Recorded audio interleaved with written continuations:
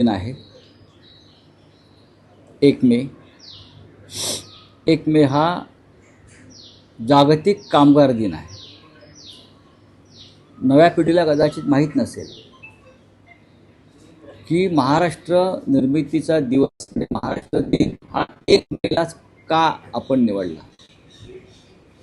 तर या नव्या पिढीला मला सांगायचं आहे, मुंबई ही परंपरेनं कामगारांची, कष्टकऱ्यांची आहे आणि कामगार संयुक्त महाराष्ट्राच्या लढ्यामध्ये उतरले. मुंबईतले गिरणी कामगार, लाखोच्या संख्येनं गिरणी कामगार संयुक्त महाराष्ट्राच्या लढ्यामध्ये उतरले आणि कामगारांचं बलिदान झालं.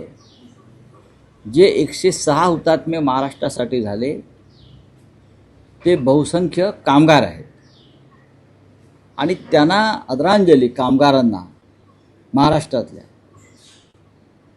म्हणून 1 मे हा महाराष्ट्र दिन. म्हणजे त्या दिवशी संयुक्त महाराष्ट्राचा मंगल कलश यशवंतराव चव्हाण मुंबईमध्ये घेऊन आले. तो आजही मंत्रालयामध्ये आहे. महाराष्ट्र निर्माण झाला, 67 वर्ष होत आली. आजही हा महाराष्ट्र अखंड आहे. विदर्भ, मराठवाडा, कोकण, मुंबई, उत्तर महाराष्ट्र. आणि आपण प्रत्येक महाराष्ट्र दिनाला हा एक उत्सव म्हणून साजरा करतो आजही. काल मध्यरात्री 30 तारखेला हुतात्मा चौकात जाऊन हुतात्मा स्मारकाला अभिवादन केलं आम्ही. माननीय उद्धव ठाकरे, माननीय आदित्य ठाकरे, आम्ही सगळे असंख्य शिवसैनिक. आणि आज दिवसभर हुतात्मा चौकामध्ये जनता जाईल, राजकारणी जातील, सत्ताधारी जातील. काल मला एक विदारक चित्र तिकडे दिसलं. माझं सांगू इच्छितो, उद्धवजी अस्वस्थ झाले. हुतात्मा स्मारकाची अवस्था ही अत्यंत दारुण आहे. तडे गेलेले. आपण जर जाऊन पाहिलं तर त्याला क्रॅक्स, तडे गेलेले आहेत. बाकी सर्व इन्फ्रास्ट्रक्चर तुम्ही उभं करताय. आज मिसिंग लिंकला तुम्ही जाऊन उद्घाटन करताय. केव्हा तरी महाराष्ट्र दिन सोडून हुतात्मा स्मारकापाशी जा आणि त्याची पाहणी करा. हे मुंबई महानगरपालिकेच्या अखत्यारीत येतं. हे खरं असलं तर राज्याच्या मुख्यमंत्र्यांनी सुद्धा तिकडे जाऊन आपल्या सहकाऱ्यांसह हुतात्मा स्मारकाची स्थिती पाहायला पाहिजे. आम्हाला फार वाईट वाटलं. आम्ही रात्री बराच वेळ ते माननीय उद्धव ठाकरे, आदित्य ठाकरे, आम्ही सगळे पाहत होतो. कारण हुतात्मा स्मारकाच्या निर्मितीमध्ये म्हणजे जे सुशोभीकरण आहे त्याच्यामध्ये शिवसेनेचा फार मोठा वाटा आहे. छगन भुजबळ महापौर होते त्या काळात ही सुरुवात झाली, ती सातत्यानं कायम राहिली. नुसतं महाराष्ट्राचा दिनी संचलन करून, सलामी घेऊन, ध्वजवंदन करून हुतात्म्यांना मानवंदना दिली असं होत नाही. मुंबईवर मराठी माणसाचंच वर्चस्व राहिला पाहिजे. महाराष्ट्रामध्ये मराठी माणसाचाच आवाज बुलंद राहिला पाहिजे. महाराष्ट्र कधीही दिल्लीचा गुलाम होऊ नये यासाठी तो लढा झाला. मुंबई महाराष्ट्रापासून तोडण्यासाठी तेव्हाच्या राज्यकर्त्यांनी, धनिकांनी, उद्योगपतींनी, व्यापाऱ्यांनी जे षडयंत्र रचलं होतं की मुंबई महाराष्ट्राला मिळू नये, त्या विरोधामध्ये मराठी कामगारांनी, गिरणी कामगारांनी केलेलं ते बंड होतं. आणि त्याच्यामध्ये अनेक महत्त्वाचे नेते, मग प्रबोधनकार ठाकरे, श्रीपाद अमृत डांगे, कॉम्रेड डांगे, आचार्य अत्रे, वालचंद कोठारी, असे असंख्य लोक, अण्णाभाऊ साठे, शाहीर अमर शेख, या लोकांनी महाराष्ट्र पेटवला, ढवळून काढला आणि ही लढाई झाली. आणि त्यानंतर मुंबईसह महाराष्ट्र निर्माण झाला. तो टिकवणं हे आता मोठं आव्हान आहे. ज्या परिस्थिती आम्ही आज जगतो आहोत किंवा सरकारची जी भूमिका आहे, ही लढाई भांडवलदाराविरुद्ध होती त्या काळात. आणि आज पुन्हा एकदा मुंबई भांडवलदारांच्या घशात घालताना सरकार दिसत आहे. त्याच्यामुळे आम्हाला पुढल्या लढाईला मानसिक तयारी करावी लागेल. नाही पण साहेब, जशी तुम्ही जी अवस्था म्हणालात किंवा जी परिस्थिती आहे हुतात्मा स्मारकाची, तशीच शिवाजी पार्कातल्या महाराष्ट्र दालनाची आहे, जे संयुक्त महाराष्ट्राचं कला दालन उभारलं होतं उद्धव ठाकरेंच्या संकल्पनेतून, त्याची तशीच वाईट अवस्था आहे. महाराष्ट्राच्या महाराष्ट्र लढ्याच्या ज्या स्मृती आहेत ज्या आम्ही निर्माण केल्या, मग संयुक्त महाराष्ट्र दालन असेल, हुतात्मा स्मारक असेल, या गोष्टी जतन करणं आवश्यक होतं. पण गेल्या 4 वर्षामध्ये महापालिकेत जे प्रशासन राज्य आणलं भाजपनं, त्याच्यामुळे या सगळ्या वास्तू धूळ खात पडल्या, खराब झाल्या, वाया गेल्या. याला जबाबदार या काळातलं मुंबई महानगरपालिकेतलं प्रशासन राज्य आहे. तर त्याच्यामुळे आमचं लक्ष आहे. संयुक्त महाराष्ट्र दालनामध्ये त्या दिवशी किशोरी पेडणेकर यांच्या नेतृत्वाखाली धडक मारली होती आम्ही. आता तिकडे काम सुरू झालं आहे. आता काल महानगरपालिकेला आमचे जे प्रमुख लोक आहेत, सुनील प्रभूंनी काल सांगितलं की मी जाऊन आयुक्तांना भेटेन आणि हुतात्मा स्मारक तरी या राज्यात चांगल्या पद्धतीनं राहू द्या अशी मागणी केली. महाराष्ट्र राज्याच्या निर्मितीनंतर आजही महाराष्ट्रातील लोकांना मराठी भाषा अस्मितेसाठी लढावं लागतं आहे. प्रांतीय परप्रांतीय वाद सुरू आहे. काल राज ठाकरेंनी एक विधान केलं, त्यात त्याचं म्हणतात की रिक्षावाल्यांमध्ये इतकी हिंमत येते कुठून की मराठी बोलणार नाही, अशी विधानं ते करतात. तर मुख्यमंत्री म्हणतात की मराठी भाषा अस्मिता ही जोपासली पाहिजे, पण कोणाला मारहाण करणं भाषेच्या नावाखाली हेही आम्हाला मान्य नाही. मग सक्तीचा अर्थ काय? तुम्ही इथे जर पाहुणे म्हणून येत असाल, जसं आम्ही अनेक देशामध्ये जातो, फिरतो आणि येतो, तिकडे ती भाषा शिकण्याचा प्रश्न येत नाही. आता आम्ही काश्मीरला जातो म्हणून काय डोगरी भाषा शिकत नाही. आम्ही फिरायला सिमल्याला जातो किंवा अन्य राज्यात जातो, 4 दिवस जातो आणि येतो. असे कोणी येत असतील, जात असतील, त्यांच्यावरती कुठे आग्रह आहे भाषा शिकण्याचा?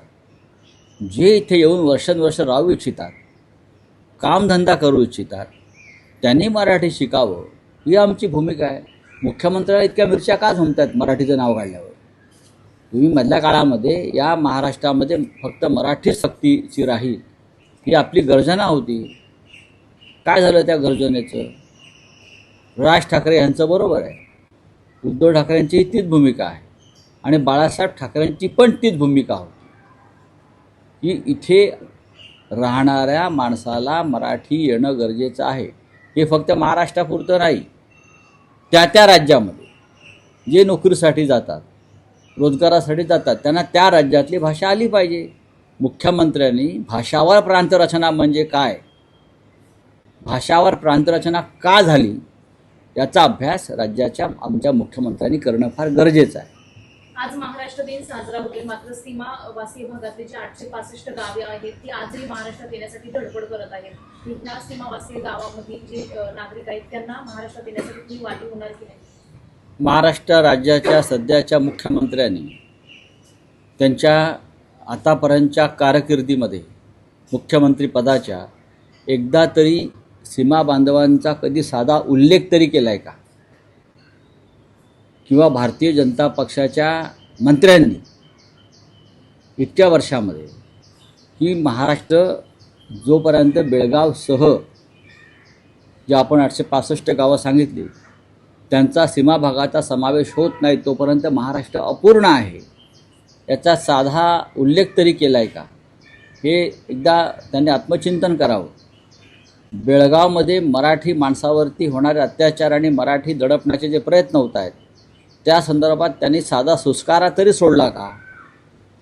कधी तिकडल्या मुख्यमंत्र्यांना साधा फोन करून की आमच्या लोकांवरती, भाषिकांवरती अन्याय करू नका, प्रकरण न्यायप्रविष्ट आहे, हे त्यांनी कधी सांगितलं आहे का? आतापर्यंत हा खटला गेले 17 वर्षापेक्षा जास्त काळ न्यायप्रविष्ट आहे, त्यापेक्षा जास्त काळ झाला.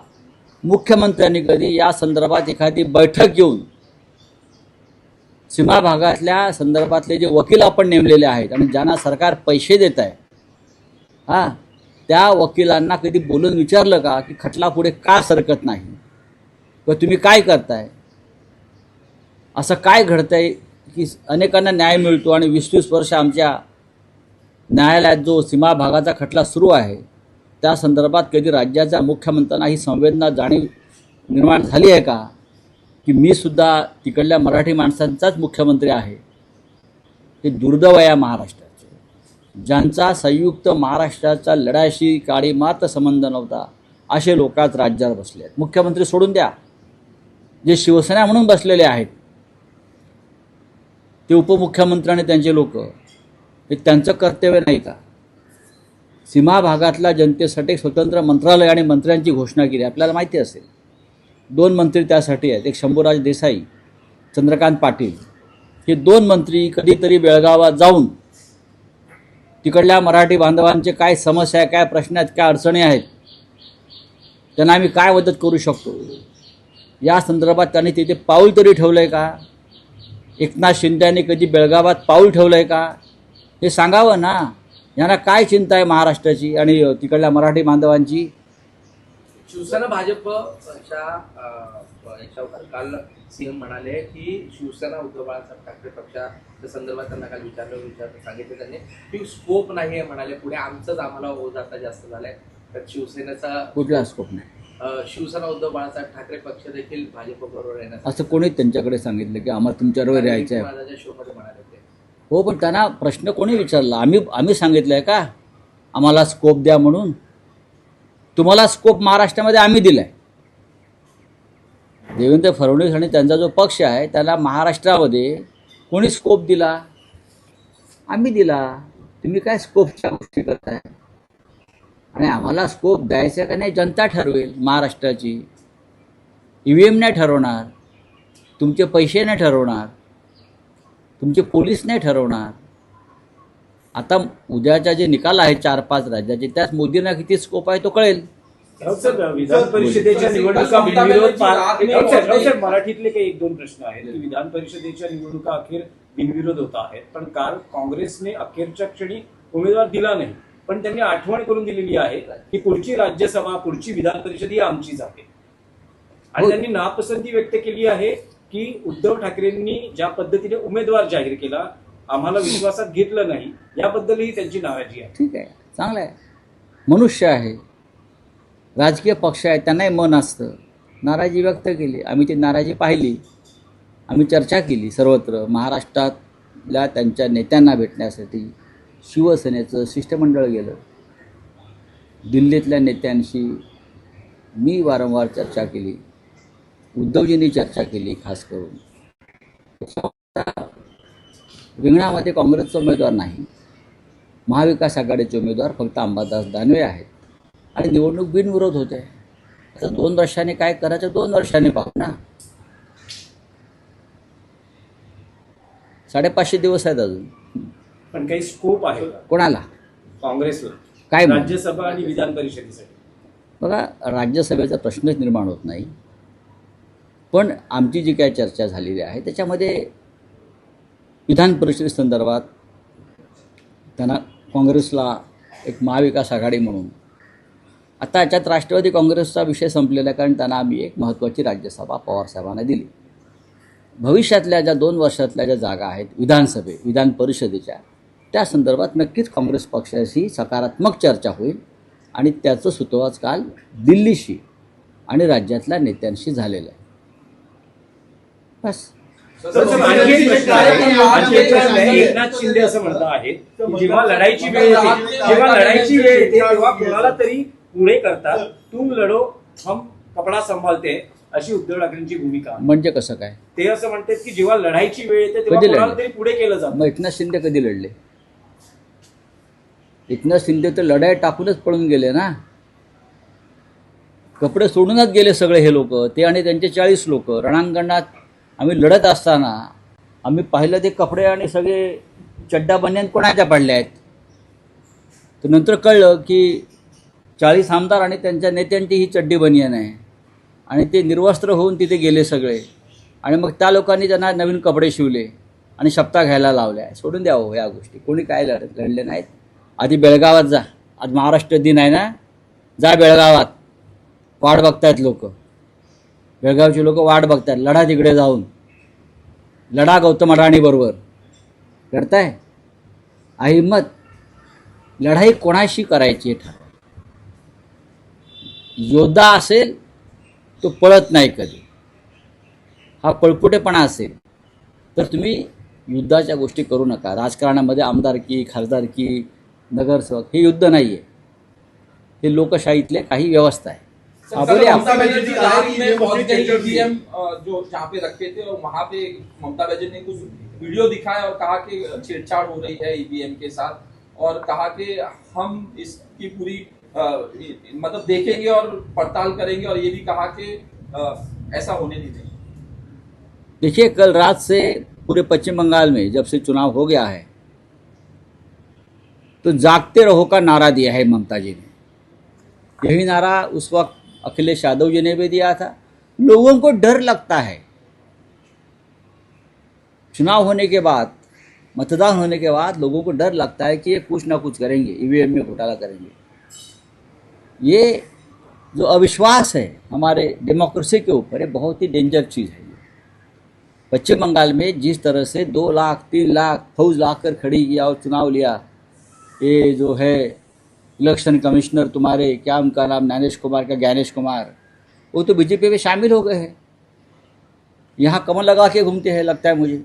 हाँ, अरे भाई, आप हो गए कमल वाले, कमल के फूल हो गए आप, लेकिन ये मत भूलो ये देश की जनता भी बहुत जागरूक है. पश्चिम बंगाल में ममता दीदी कल रात से घूम रही है, जहाँ जहाँ ईवीएम रखे हैं. क्यों उनको ज़रूरत पड़ी? पहले तो हम कभी जाते नहीं थे करने के लिए. जब से मोदी शाह, पहले वाले राजेश कुमार,